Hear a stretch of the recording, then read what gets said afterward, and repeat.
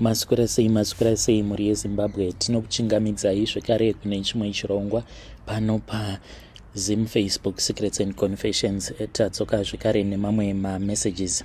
Regedzai tibva tapinda mumamessages edu atadzoka takakubatirai. Message edu yekutanga yakamira sekudai so: hanzi makadi zvenyu mukoma, ndinokumbirawo kuti munge muchindiposterawo nyaya yangu makaviga chitupa changu. Zita rangu muchanditi Rudo, not a real name. Mukoma, ndinoda kukuudzai nyaya iyo yakaitika apo pandainge ndiine 17 years. Ndinoseka hangu vamwe vanhu vanenge vachiti izvi hazviko kana usati wakambosangana nazvo zviringe zviri nyore, but kune vanhu vari kutorarama vari mazviri, vanhu vakatoromba vatori kukunze uko. Pandainge ndiine 17 years amai vangu vakazoshayika, asi amai pavakashayika titori parufu rwavo, amai ndo pandakavaona vainge vakatanga vakagara vari pamusoro pemba yasekuru, ndokubva vachizotanga kutemwa nematemo. Ndakaona zvikwambo izvo zvakakwira zvichikwira rufu zvikatanga kutema amai vangu nematemo. Kana kuri kunzi ndo zvinoitika munhu uyo anenge achinzi aita zvekuchekerezwa kana afa ozourawa nenzira dzakadaro zvekare, kubva Mwari dai vakwanisa kutinzwirawo nyasha. Zvandakaona ipapo mukoma, I think even my body would not even handle the shock. Ndakabva ndachizoita a nervous breakdown, then I collapsed in a coma. Mukoma, zvinhu izvi zvakaitika zvinondirwadza kusvika pari nhasi. Saka ndakangozvarwawo ndiri mwana uyo ainge aine zvipo zvake. Izvi zvakaitika kumba kwasekuru kuBorodale uko tiri parufu rwaamai. Amai vangu ndikangoti she was everything to me. Vaiva munhu ainge ari very strong, vaine strong character, vainamata, and I loved her a lot. Vainge vachishanda sanurse amai vangu. She had been working in Harare.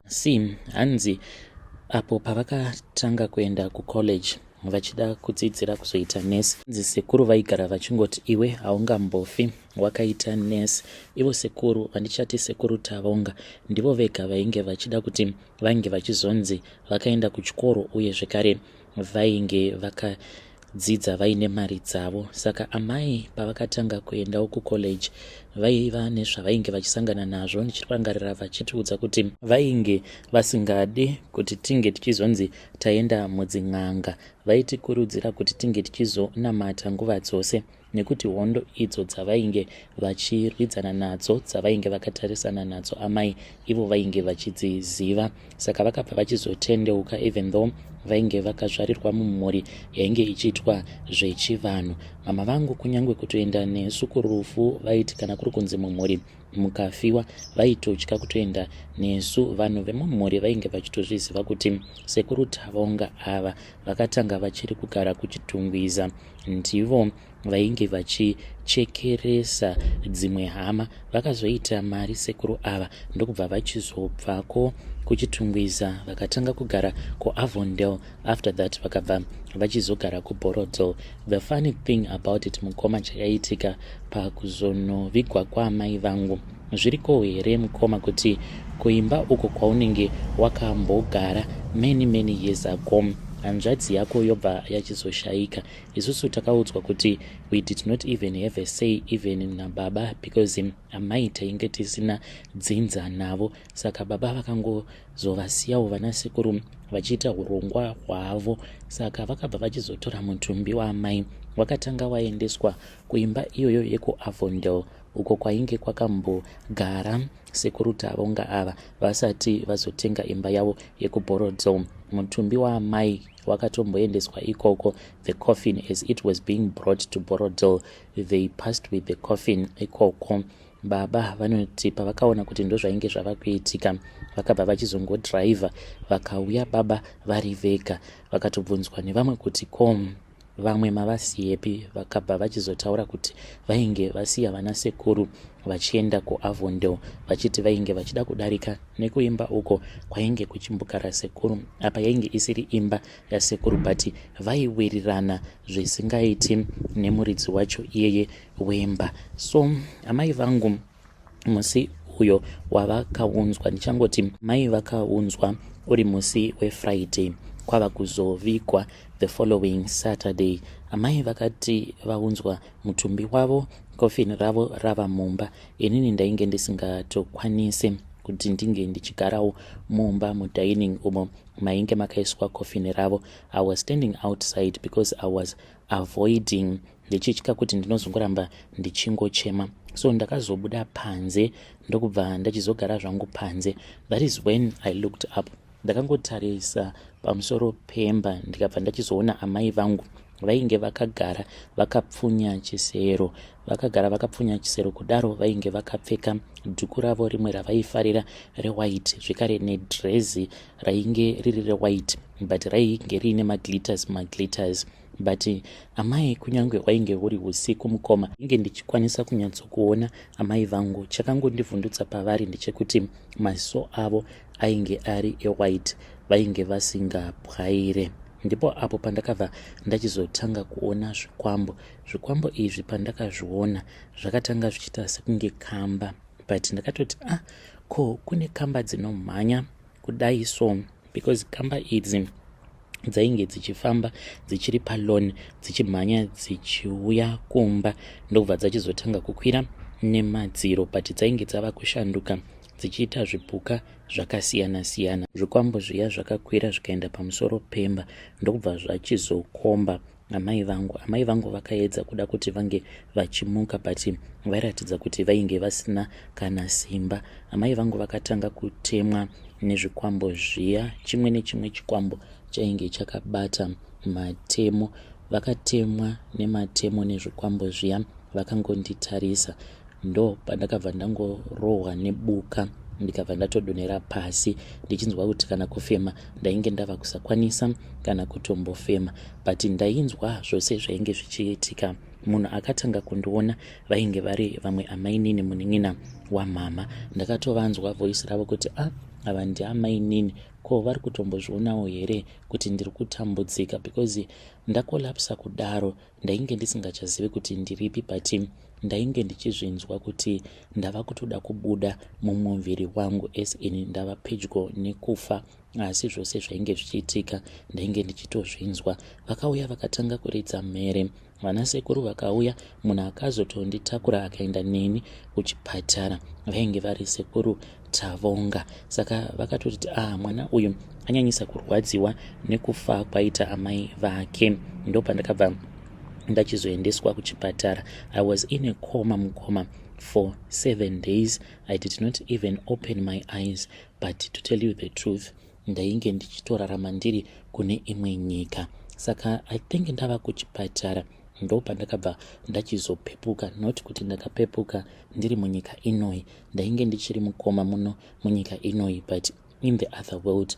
Ndo pandakapepuka ndikabva ndaona kuti ndaiva ndiri mune imwe nyika iyoyo yainge yakazara rima. Handina kana chandainge ndichinzwa, uye zvekare hapana kana chandainge ndichikwanisa kuona. Ndo pandakatanga kufamba. Saka ndichifamba ndakangonzwa voice rakati muvhurei maziso ake. Voice iri manzwiro andakariita ndakanzwa sekunge vainge vari sekuru vangu vakamanikidzwa kuti vange vachiti muvhurei maziso, but vainge vasingatodi kuti ndinge ndichivhurwa maziso. Maziso angu akazovhurika ndokubva ndaona kuti ndainge ndichifamba ndiri mune rimwe guta randainge ndisingazivi kuti guta iroro kunyika kupi. Ndakabva ndachizoona vanhu vainge vakagara pamabhenji vakaita line, and zilaini iroro mukoma mabhenji iwawo I think ainge achitosvika kumamiliyoni, because ndainge ndisingakwanisi kuona kuti mabhenji acho kwaakatangira ndekupi uye kwaanogumira ndekupi. Ndaiona mabhazi ainge ari eblue akaita sekunge mabhazi eZupco ekudharadhara. Saka mabhazi awa aingouya obva amira, vanhu vanenge vari padhuze apo panenge pamira mabhazi iwawo vobva vatonzi simukai. Ndaitonzwa voice raitoti simukai, vanhu vaya vobva vatosimuka vobva vatopinda mubhazi muya. Mabhazi aya obva atotanga kutofamba achitoenda akananga kune imwe direction, but ikoko kwaainge achienda mukoma kwainge kutori nerimwe zirima rainge rakatowedzera zirima rimwe randainge ndamboona. ndo pandakabva ndachizoona amai vangu ivo vakatoshamisika vakati, rudo uri kutsvakei kuno. Vakasimuka mukoma, even though vainge vari mapisi. Handizivi kuti ndingazvirondedzera sei. Amai vangu vainge vakatemwa nematemo, asi vaiti vachifamba mabody parts avo ainge achifamba pamwe chete, asi vainge vasisiri chinhu chimwe chete. Vakauya kwandiri vakanditi, naiwe Rudo, ko akuudza kuti ungouchuya kunoku ndiani?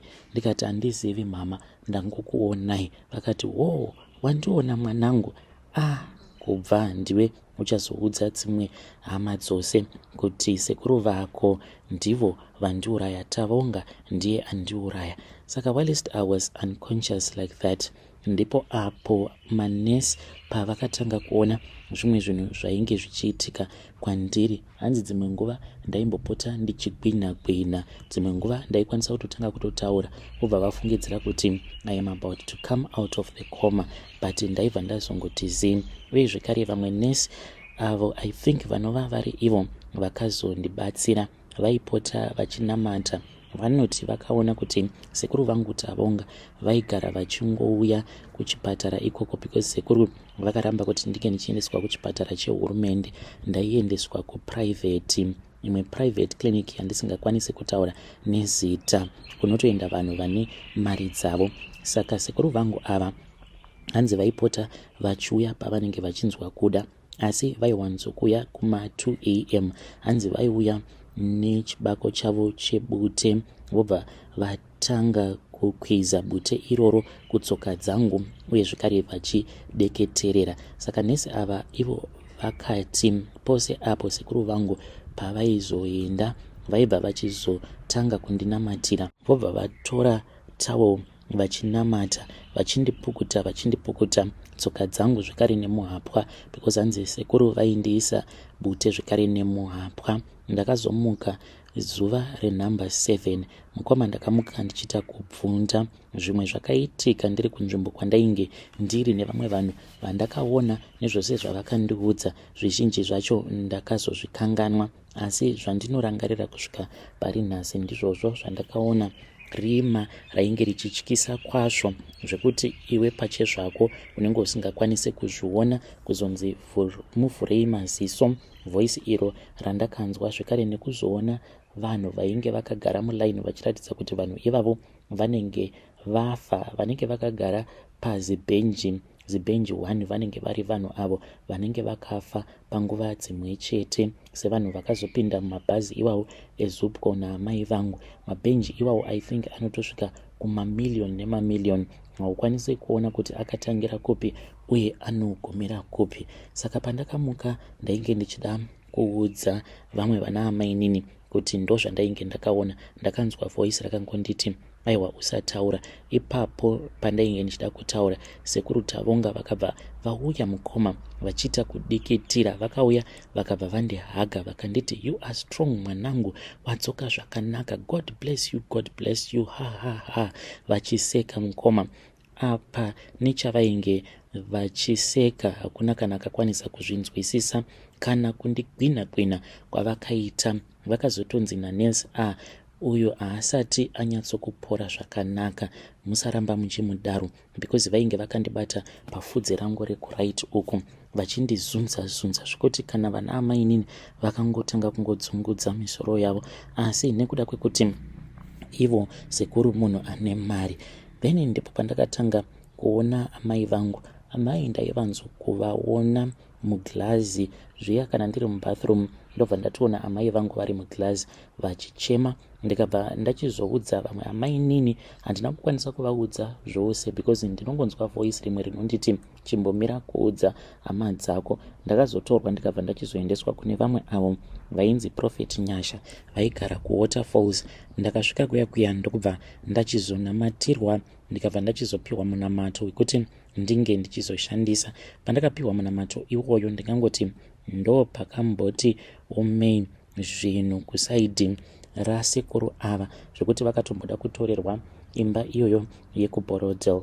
Asi ndakabva ndachizodzokera hangu kubudiriro. Ndakati zvose zvainge zvava right because ndainge ndava kusaona chipoko chaamai vangu. Mukomana achine kufamba kwenguva ndaiti kana ndikasiwa ndiri ndega pamba ndaitosarudza kuti ndinge ndichibuda ndogara hangu panze because ndaitonzwa amai vangu vachifamba vari pamusoro pemba. Dzimwe nguva vaikwanisa kutotanga kundivhundutsira. Saka sekuru ava vanenge vakazoenda kumakuva vakanomutsa amai kuti vange vachinetsana neni because dzimwe nguva amai vaikwanisa kungoti kwandiri, iwe rudo muka, nekuti ndatumwa kuti ndinge ndichizorwidzana newe. Vobva vatanga kuchema, ndotopepuka paya. Kana ndapepuka mukoma ndaiona kuti zvidya zvangu izvi zvinenge zvakaparwa. Then there was this other day, wainge uri musi weFriday zvekare, ndainge ndirere kumba kwefriend yangu. Ndakamuka mukomana achi ndikaona kuti ndainge ndakaradzikwa pamusoro pemba. Ndakati ndichitanga kuchema ndopandakaona kuti ndainge ndadzokera zvekare musi pebedroom muya umo mandainge ndakarara nefriend yangu. Guess what happened? Mangwana acho makuseni vakauya vakanditora sekuru. Hamene kuti vakazviziva sei kuti ndainge ndakarara kumba kwebest friend yangu. Vakauya vakanditora kwavakupa best friend yangu mari uye zvekare vakanditengera this gift. I accepted that gift because ndainge ndichida kuti sekuru vange vachizondiendesawo kucollege. Saka vakandipa mari, vakandipa mucheka wered zvekare nemucheka wewhite. Micheka iya inoshandiswa nevanhu vanoita zvechivanhu, but ipapo ndainge ndichiri mwana mudiki, ndainge ndisingatombozvizivi. Takadhiraivha, handizivi kuti takadhiraivha tichienda kopi because ivo sekuru nambuya mukadzi wavo sekuru Tavo vakabva vachizondipa mafuta awa ainge ari mune kamwe kabhodhoro, ainge ari ebrown mafuta iwawo. Vakanditi ndaifanira kuti ndinge ndichimazora. Ndakamazora mafuta acho ndokubva ndachizonzi kune kwatainge tifanira kuti tinge tichienda tichinorasa machira iwawo. Takaenda tikanorasa machira mukoma, ndipo apo pazvakazotanga kuvafambira ivo sekuru vangu ava. Saka sekuru vakazotondiendesa kuchikoro, but ndo zvakaitikawo mukoma Nashi. Kutori neimwe nyika iriko kuSpirit World yakatosiyana nenyika ino iyo yatiri kurarama tiri mairi. Kana mukapostawo nyaya yangu mundizivisawo, ndichange ndichizotevererawo ndiri mucomment section. Vedari ndo message iyo yandakatumidzirwa ichibva kuna vanzvadzi vedu avo. Zvakangooma hazvo vedu we.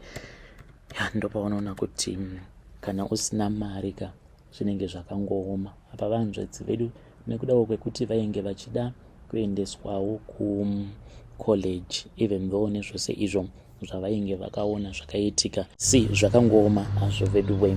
Toti ndiwe waizvifambisa sei? Wairamba here kuti unge uchibatsirwa navo sekuru ava? After waona mavision ose, waenda mukoma uchiona amai vako, wairamba here kugamuchira zvipo kokuzoshandisiwa naimi kuenda nemwana wevanhu, kuenda naye momupa micheka yenyu yokurombwa, mobva mamuti rasa zvinhu izvozvo? Vanhu vane hutsinye kunzwa uko, asi ngatizamei kuti tinge tichitaura naye mwanasikana uyu mucomment section. Rekedzai tibva taenda panyaya yedu inotevera. Hanzi ndauyawo pano mukoma Nashi neconfession yangu. I am 30 years old, mwana umwe chete ane makore 4. Dambudziko mukoma ndinoti ndikadanana nemusikana ndikangoita naye bonde chete ndava kutomusema. Handizivi kuti zvinokonzerwa nei. Ndazama kufamba kumaprofita asi kungopfugama pamuprofita anotanga kuprofita zvisipo zvekunyepa. Ndatambura mukoma. Iko zvino vasikana vandadanana navo kubva tichitanga zverudo vanosvika 83, vandarara navo vanosvika 77 pamakore 30 mukoma.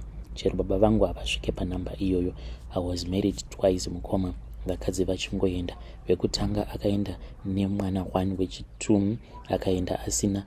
Ndo uya wandati akandibira mari nehembe nefoni. Zvino mukoma ndinokumbirawo kana muina madzibaba venguo tsvuku vanoita back to sender, mundipewo nhamba dzavo, kunyanya vari kumusha kuZimbabwe, nekuti kupera kwemwedzi uno ndiri kuenda kumusha kunyanya pane imwe confession yandakamboverenga last year takupinda muna December yemusikana akanyora achiti akaitirwa go back to sender nevamwe madzibaba ava uchivaona vanoshoreka pakutarisika asi vane simba.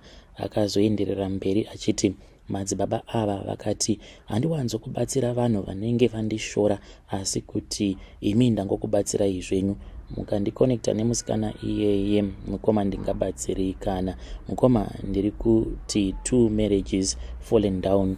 Ndiri kungoreva anozivikanwa nevabereki chete andakaita muno muJoni nekuBotswana aya amunoti mapoto. Ndakaita 11-3 kuBotswana, 8 kuJoni. Chirwere handina, vana vakawanda handina, asi ndiri kungofungidzirawo kuti ndine umwe mwana kuJoni but nemukadzi wemunhu naiye mukadzi atori confused kuti mwana ndewangu here oro ndewemurume wake. Mukoma ndichitaura kudai so hama ndinocheka mukoma munengina waamai vangu vakasiyana vana baba. Ndakazvambura mukoma mwana waamai guru vangu sisi vaamai ndakazvambura mukoma. Ndiri kuti 83 mukoma handisi kusanganisira mahure mukoma. Pano ndo pane zvevakuru vekukecha. Ndinokecha mukoma chero any type yehure ndinolaza. Ndakambolaza rimwe mukoma raiva nemimba ine 7 months pamaex angu ese mukoma ari 83 kudaro hapana asiri kundida back. Vese vari kundida but ndinozongotya zvangu kugadzirwa kuza pasi pose pandairwadziswa murudo. Pamwe pacho ndini ndaitoshungurudza vana vevanhu nenyaya yangu yekulaza mukoma. Ndakamboita barika kuJoni ndailaza vanhu 2 pasame bed asi izvi mukoma hazvina maturo, hazvina kunoenda mweya wangu ndichinyora kudai mukoma. I am the first born in my family. I want to be good brother to my young ones.